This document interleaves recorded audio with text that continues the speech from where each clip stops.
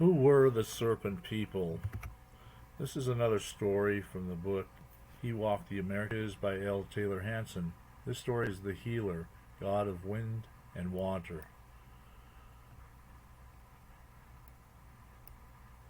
Many careers are anchored in interpretations and in conclusions about the early history of Americas, and many of these do not take into account the research I'm going to show you today, the stories of ancient America.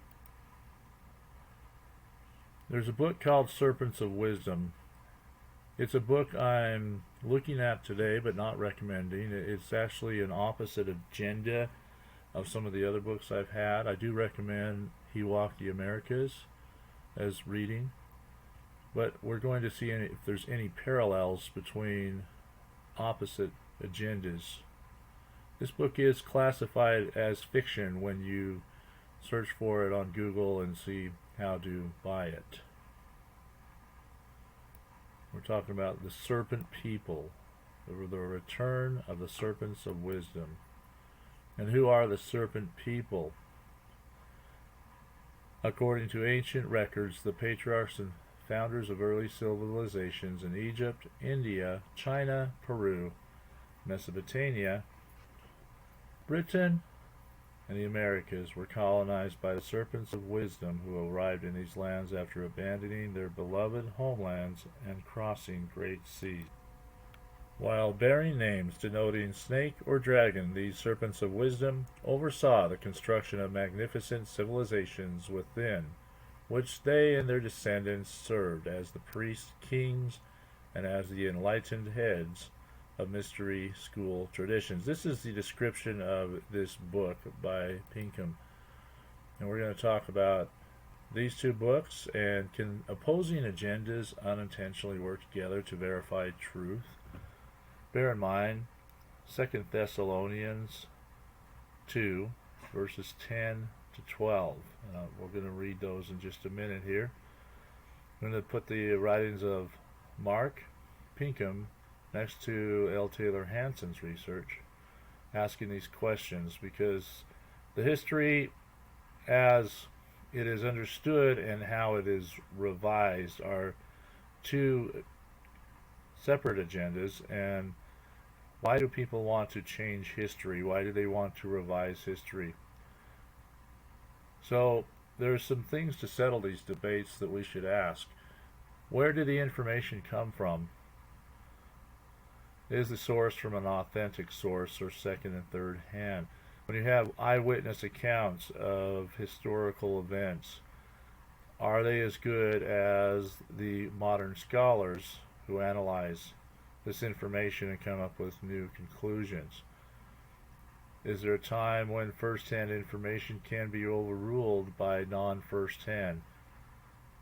And when and why would that be? Is it ever done so in a way that does not cast aspersions on the honesty of the first-hand sources? Let's on an initial basis consider the possibility that first-hand is the most accurate, the best way to verify historical facts, even if parts may at times be hard to believe. 2 Thessalonians is a prophecy for our day, verses 10 to 12. And with all deceivableness of unrighteousness in them that perish, because they received not the love of the truth, that they might be saved.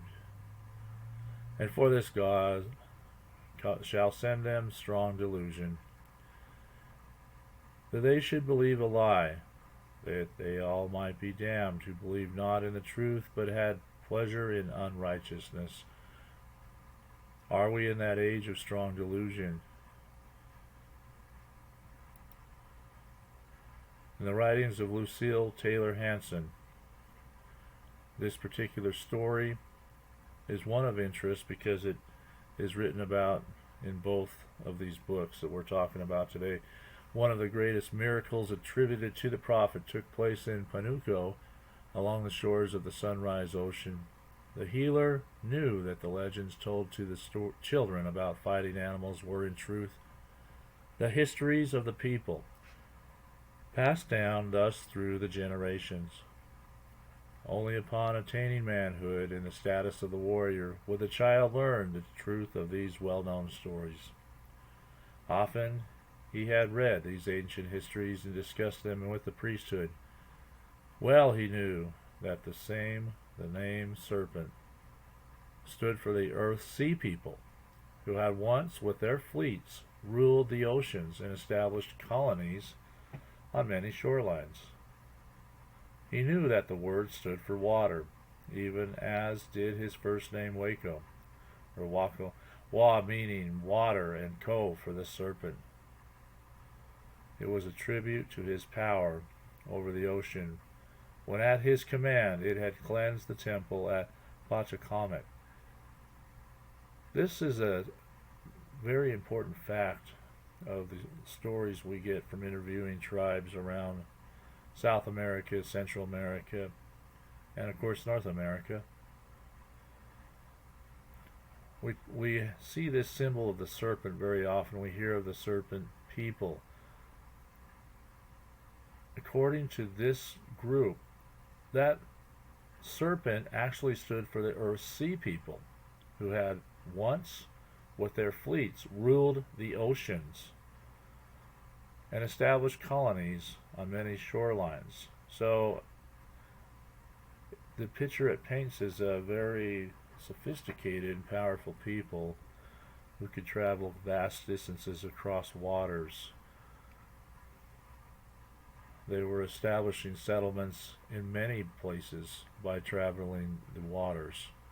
It's a little bit different than what we learn in the theories of modern educational practice, and where we learn that how people came to the Americas. Completely different story there, as what we were supposed to believe is they came across the Bering Straits in only one direction.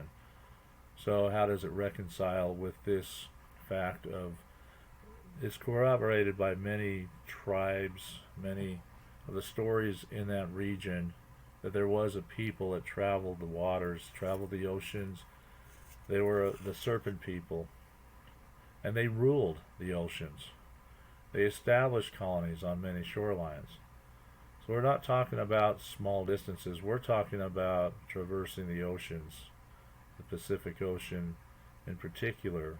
We see lots of parallels in culture in all the islands all the way to Asia.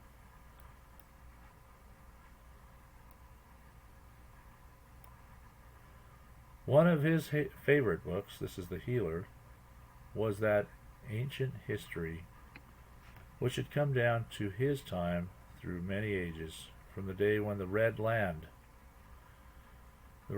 comes up a little bit later. We're going to talk about that. The Red Land, which had fathered the serpents, their colonies and fleets of ocean-going vessels, went down in the fury of volcanic destruction in the cold green depths of the ocean. Proof that I am a serpent, by the last remaining grandson to leave the doomed homeland, with its eyewitness description by the young prince from the house of Wotan, was often read by the prophet. Land, the Red Land, the doomed homeland. What was that? Are they speaking of Atlantis? L. Taylor Hansen actually had written another book after this regarding that region, and referring to how some of the tribes have referred to a place such as Atlantis where they originated from. Yet, closing its pages, he would warn the puzzled priesthood to copy it very often, sending it to many nations, so that one copy might escape the flames. For when he touched it, he saw its final destruction in a holocaust, which turned it into ashes, and it was burned by the conquering Spanish. Up to now, Great Serpent had been his only title, because of his amazing power over water. In long forgotten ages, the islands of the serpents had been beset by another totem. These were the men of the wind god, They twined feathers in their hair and shot with bows and arrows against the poisoned lances of the serpents. Finally, this ability to kill at a distance overcame the proud sea kingdom already harassed by the fire god which it worshipped. And the victor was the bird of the lightnings, known around the world as the Condor. Most deeply did the serpents respect him for his control of the mighty ocean, but the men of the bird of thunder and lightnings were skeptical of the power of the prophet. All that was changed in one day of terror in the low-lying land of Panuco. All that was changed. It was a sultry day. The air was heavy, and all the animals were taking cover. There was a feeling in the air of tense expectation, as if something enormous was about to happen. Along the sea the people were gathering, staring at each other with frightened faces. Last night the giant condor was seen, the thunder bird, who lives with the lightnings. He swooped very low and flew landward, warning us of the wind god's anger. Perhaps craftily smiled one priest of the wind god, the great one called by us, the breath master resents the presence of the healer, known to have a power over water. Yes, perhaps that is true, murmured the people, shrinking away from the sight of the white robes as the healer and his priests came toward the seashore. Then out of the heavens came the great condor, more than the height of 2 tall men from wingtip to wingtip, flying low to escape the whirling death storm and streaking rapidly up the river. Again he comes. Let us fly to the great caves. Let us all run inward toward the safety of the jungles, away from the breath master's fury. All you who believe in the power of my Father will remain with me, the prophet said softly, and nothing which comes from the air shall have power to harm you. So the people remained, kneeling and praying as he had taught them. Also, the skeptical priests of the wind god remained behind to watch this madman who dared to question the might of the death wind, terror-stricken from other encounters but unable to lead away the people. Then at last all saw it coming. Like a giant black tail hung from the storm clouds, it swept toward them across the ocean, churning the waves into watery mountains as it crazily swung ever closer. When at last the first thrust of the great wind struck them, the healer stepped toward it, raising both hands high above him so that all could see those strange palm markings which some said stood for the 4 directions. In the name of my Father, who rules the heavens, cease be thy fury. Calm be thy waters, soft be thy breath as the breeze of springtime. Thou shalt but caress these people in the name of my Father.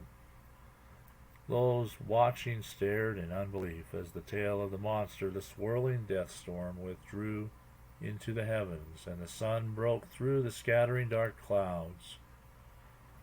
Then all the people fell upon their faces, calling to him, Thou art Hurakan, the mighty. Thou art indeed the great wind master. Now we know that thou art the wind god. But the healer shook his hand and told them, Of myself I can do nothing. I pray you call me not the wind god. The power lies in the great spirit who rules both the wind and water. Yet the people bowed before him, and Hurakan, meaning the great storm, became his name. Throughout the broad land and from this time on among all nations, he was known as the Lord of the wind and water. So we see in the footnote from this name we get our modern hurricane. Now throughout this book we have these small little clues, the footnotes. The Quichua Indian name Condor from the South American Andes is the same in several northern tribes. Of note is the Arizona Hopi, we're bringing some connections in between two continents, South America and North America. This is not two different peoples. This is a people that clearly had ties to each other. The Serpent People are talked about in various cultures. They generally went from south to north. This does not align with current theories of north to south migration on the American continents. Of note is the Arizona Hopi. In Arizona, it's a small reservation, and the Quechua Indian name Condor is the same with these northern tribes. That's a very significant part of this bigger puzzle of ancient American history. Now we're going to go over to another book here by Mark Amaru Pinkin. He has an opposite agenda. Lucille Taylor Hansen was establishing a heritage of Christianity before the European settlers came. So here's some writings from Mr. Pinkin in his book, The Return of the Serpents of Wisdom. The Serpent Apaches, one North American tribe which claims to be descended from early Atlantean colonists of Peru, are the Mescalero Apaches of Arizona. Their fascinating history was recorded by Lucille Taylor Hansen in her book, The Ancient Atlantic, following a visit to the tribe in the early 1960s. According to secret information obtained by Asa de Lugio, the Mescalero Apache chief, who confided in Hansen, the Apache ancestors were originally, quote, serpents, who fled in boats from a sinking island, homeland in the Atlantic called Pan, or the Old Red Land. Following a series of adventures, these refugees arrived in the Andes, where, as the men of the mountains, they assisted in the construction of many megalithic stone cities, Tiahuanaco, Machu Picchu, as well as a network of, quote, serpent tunnels, which they burrowed into the mountains. Eventually they were conquered by marauding Andean bands of savage warriors and forced to migrate north. This they did through a pre-existing Pan-American tunnel system, perhaps created by the first serpents of Amaru, and by various sea routes. Their misfortune followed them, however, and when the tribe finally arrived in the southwestern North America, they were once again besieged by hostile forces in the form of Athabascan-speaking Indians. The male members of the migrant mountain men were then slaughtered, and the remaining women were forced to mate with their conquerors. The descendants of this union between the Athabascans and the Atlantean serpents became the Mescalero Apaches. When L. Taylor Hansen first heard this astounding legend of the Apaches' ancient origins, she realized that she had stumbled upon a gold mine.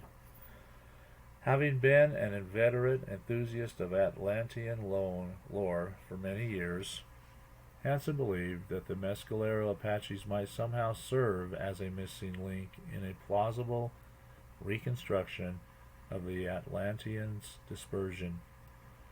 This belief and the Apaches' amazing story were confirmed soon afterwards when she attended the Mescalero Apache crown dance, a ritual dance which had once been performed on the motherland in honor of the ancient Atlantean fire god. During one memorial summer's day, Hansen watched spellbound as a troop of Apache men with bodies painted from head to toe with serpents entered a ceremonial arena from the east direction of the ancient Atlantean homeland of their forefathers. Led by the Apache chief wearing the ancient Atlantean volcanic crown with 13 points, surmounted by a tuft of feathers, and followed by 4 other dancers wearing trident-shaped headdresses, symbol of the ancient motherland, the troop circled a large fire while making symbolic gestures to its flames and the unseen fire god dwelling within. After respectfully worshipping their god, the performers completed the dance and left the arena from the direction they had come. Hansen recorded all she had observed and later discovered that an identical dance was performed by the North African Tuaregs, a people who also claimed to be descended from the Atlantean serpents. Following the dance, Hansen received some surprising information regarding the headdress worn by the lead dancer. Apparently, the unique crown of 13 points had anciently been worn by the monarchs of the House of Wotan, the kings who ruled over Atlantis during the Motherland's latter days, before being passed down a line of rulers to become the traditional headdress of the Mescalero Apache chief. Those Apache chieftains who honorably wore it, including the great Geronimo, became renowned for their supernatural powers, as had the priest kings of Atlantis. When Mrs. Hansen returned to the Mescaleros a few days after crown dance, she brought with her the lid to a jar which had recently been discovered within a temple of the first dynasty of Egypt. The lid had an image painted upon it, which she suspected was that of a dancer participating in the crown dance. Her suspicions were confirmed by Chief Asa Delegio, who, after seeing it, commanded his people to collect all the possessions of the tribe and offer them as an exchange for the lid.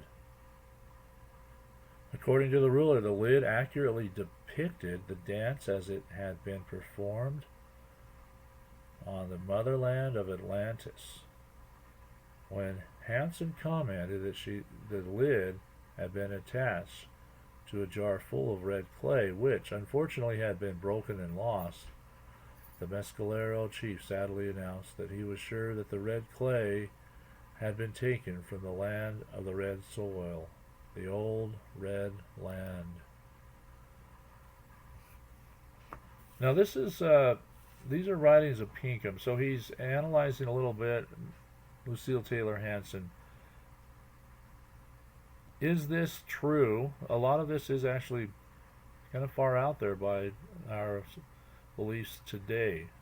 We're simply looking at it, examining at it, and we're comparing it with some of the other writings we have to better inform us of the history of ancient America. The Sioux snakes. This refers to in Peru. This Peru is the land of our beginning, where we went from the old red land even before it sank, because this land is as old as the dragon land of the fire god Atlantis. These words were spoken by Shooting Star, chief of the Sioux tribe, during a visit to Peru. The chief's belief that he had returned to an old stomping ground of his ancestors was confirmed by the special handshake of a group of native Peruvian shamans greeted him with. It was the traditional handshake exchanged by his forefathers, the Atlantean serpents. Shooting Star's ancestors were the, quote, turtles, a branch of the fire-worshipping Atlantean serpents. According to their ancient records, following the destruction of the old red land, the turtles traveled on ships to the Caribbean islands, originally settled by the Carib serpents from the Atlantis and the continent of South America, before finally arriving at the Mississippi Delta region. Here they were met by their ancient brothers, the Iroquois serpents. The name Iroquois means serpents, who followed them up the river in snakeskin-covered boats to a territory in the far north. After settling in their new homeland, the turtles became known as the Lakota, the K sound of the serpents, and the Sioux, meaning the snakes. According to the late Dakota of the extinct elk tribe of the Algonquins, the long journey of the two tribes is commemorated at Serpent Mound in Ohio. which depicts a turtle eating a snake. The Sioux's early South American connections are apparently corroborated by the word of waka or wakan, a term found in the dialects of both the Lakota and certain Peruvian tribes. The natives of coastal and highland Peru call the spirits of the unseen world and anything unusual or mysterious as waka. Similarly, for the ages, the Sioux have referred to the spirits of the unseen world as wakan. Their name for the all-pervasive, unseen Great Spirit is Wakantanka, which means the Great Mysterious. Now, these writings are helping construct a picture of many similarities between tribes in all locations, from North America to South America, with a focus on Peru. This is what we have. This is reporting what Lucille Taylor Hansen was told. This author, Mark Pinkin, is trying to use this information for his agenda, but there's no reason for him to misreport it. There's no clear motive to do anything but try to report this factually, and that's why we're going to various sources to try to gather this information and establish the exact history of the ancient Americas. It's a history we're not too familiar with because it's not mainstream. It's not accepted by our modern, what we call, scholars. We're going to talk a little bit more about the serpent colonists of North America going on page 63 in this book. Pinkin writes, along with the Apaches and Sioux, numerous other North American tribes also claim to have originated as serpents on Atlantis or Pan before migrating to America. Most of these tribes, however, reached the North American continent directly from the old land, rather than first passing through Central or South America. One such tribe is the Algonquins, perhaps the first natives of North America, in North America. So I'm going to interject right here. That is speculation on this author's parts. Perhaps the first natives. That is mere opinion, as this is full of opinion when you hear the author interject. We therefore ask the reader and the listener to understand there may be other interpretations that are more comprehensive.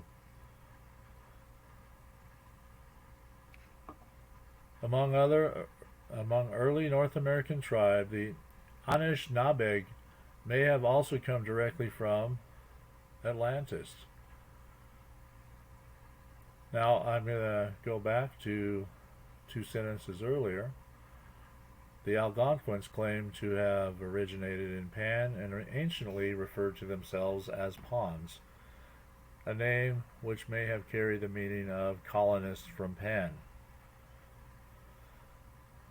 The name Anishinaabe means the people from before where the sun rises. Okay, definitely telling us we're coming from the east here in these stories.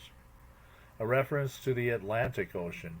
The name of another North American tribe with possible Atlantean roots is Oklahoma, a name meaning Sun People of the Red Land. Okay, and now the author is throwing that question in. Certainly trying to report it factually, letting us know where his opinion is. Is that referring to Atlantis? According to Hansen, many other North American tribes apparently designated themselves as Atlantean serpents by incorporating the distinguishing K sound within their names. The tribes of this group include the Oklahoma, Muskogean, Choctaw, Cherokee, Mohawk, Comanche, and Chickasaw. Other Native American legends, gathered by L. Taylor Hansen, maintain that the ancestors of some of the tribes were led from Atlantis to the eastern coast of the Americas by a grandson of Wotan III, the last reigning priest king of the House of Wotan. Now, we have biblical stories that talk about cities that were taken off the earth, like the city of Enoch. Where was that?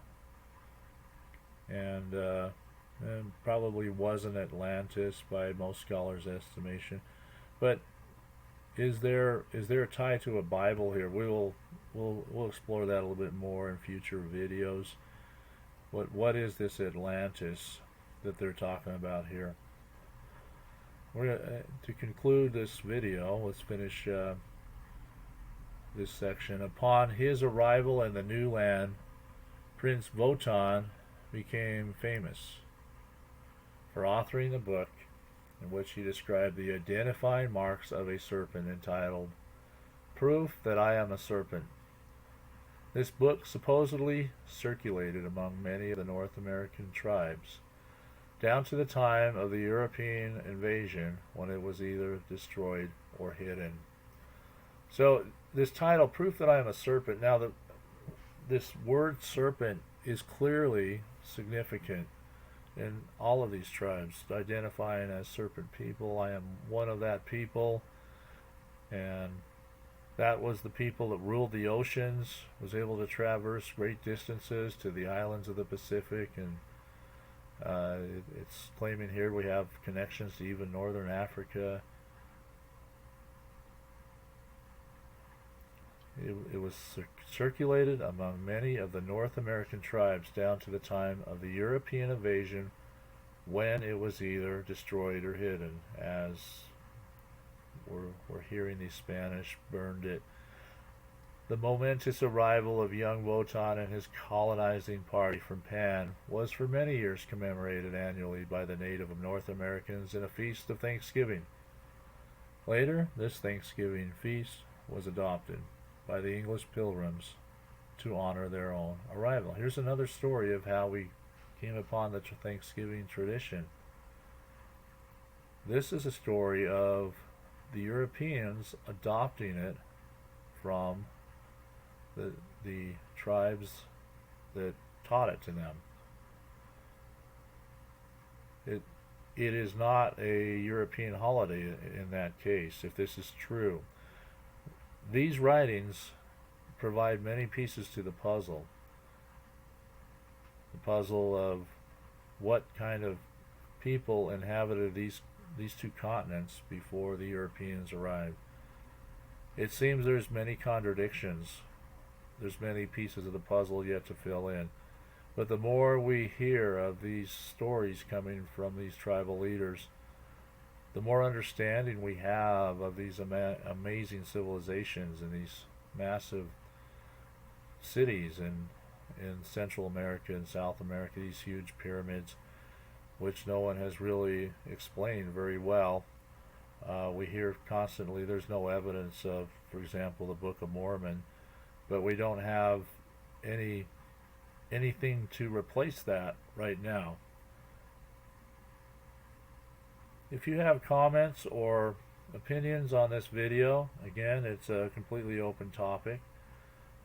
We're not claiming the author Mark Pinkin has accurately written this, nor Taylor Hansen, but they have interviewed many tribes, and she was dutiful and patient in recording what they told her, and that is very significant in establishing those first-hand accounts, the oral traditions passed down from their ancestors, which often are more accurate than written traditions and written documentation of history. Thank you for watching this video. Please like and subscribe.